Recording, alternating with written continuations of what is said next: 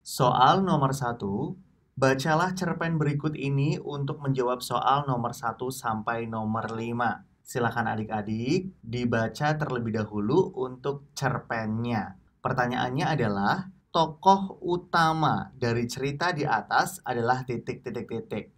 Nah, sebelum Kak Evan menjawab soal nomor 1, Kak Evan akan menjelaskan tokoh utama. Untuk tokoh utama yaitu tokoh yang menjadi pusat cerita.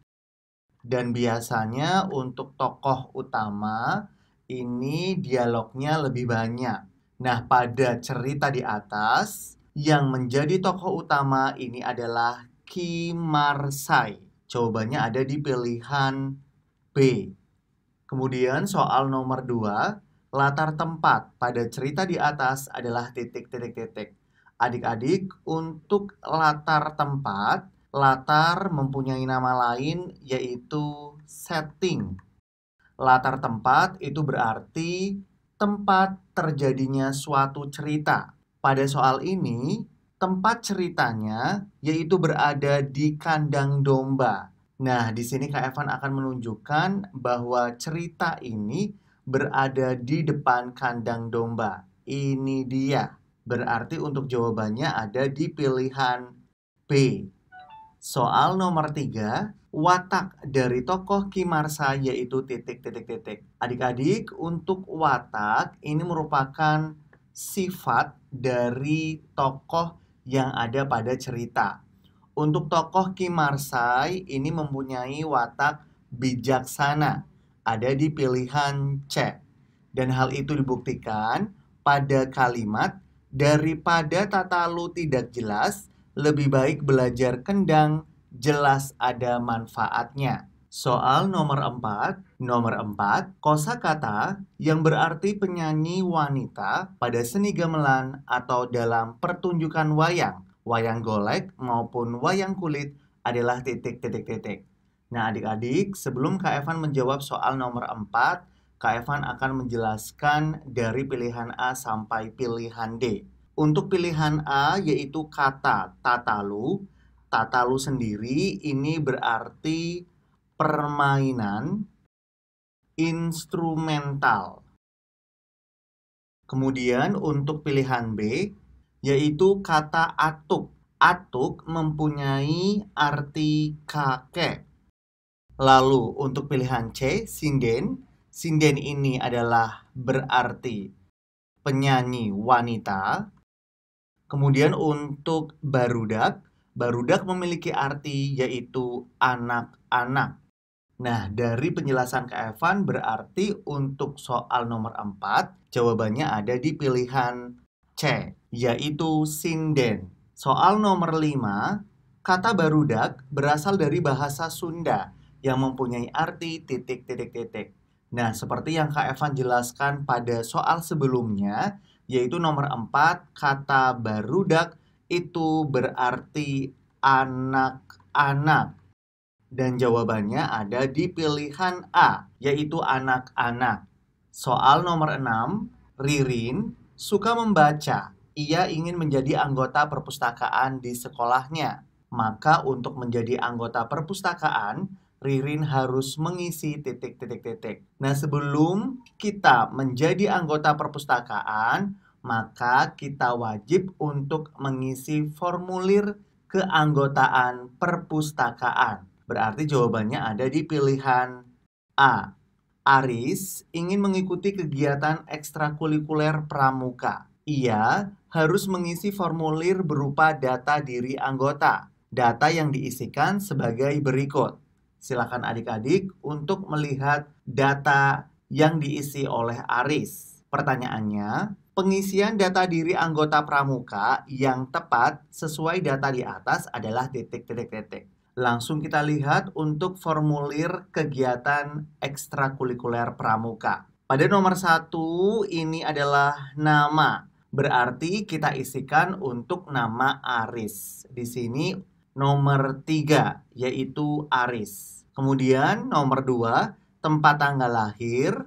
Berarti kita isikan nomor 5, yaitu Bandung 21 Mei 2011. Kemudian pendidikan kita isikan di nomor 4, yaitu SD.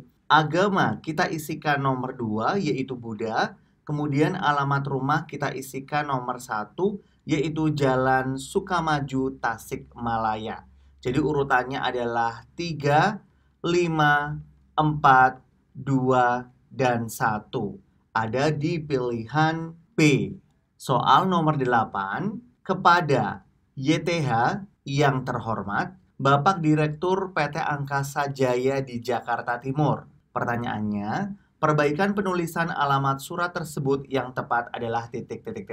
Nah, adik-adik, untuk penulisan alamat surat yang paling benar itu adalah di pilihan C, yaitu YTH Direktur PT Angkasa Jaya di Jakarta Timur. Jadi untuk bapaknya dicoret ya atau dihilangkan. Kita bahas dari pilihan A sampai pilihan D, kenapa salah. Nah, pada pilihan A ini salahnya terdapat kata bapak. Jadi ini bukan jawabannya. Kemudian untuk pilihan B ini juga masih terdapat kata bapak, berarti juga salah.